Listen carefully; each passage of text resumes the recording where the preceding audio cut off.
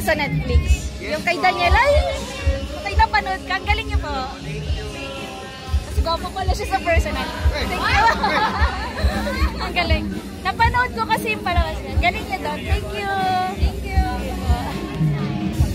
Nakita ko siya. Nakuha natin. Yay! Dito, nakuha namin yan dyan. Nandyan yung mga actors ng Shake, Rattle, and Roll. Guys, nakakuha kami. Ang saya.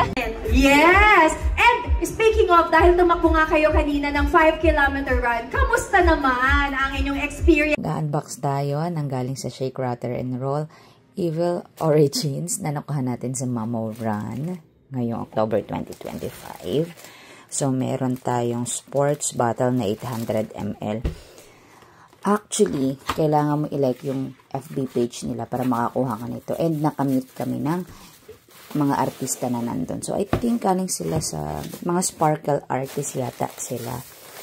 Yan. So, ang babait nila. Yan. Ang pinakakilala ko din si Matt. Okay. Yan. Evil Origins. Shake, Rattle, and Roll. Nanonood ako nito. Okay. Pinaka-paborito ko yung kay Kim Chu. Tapos may Madre.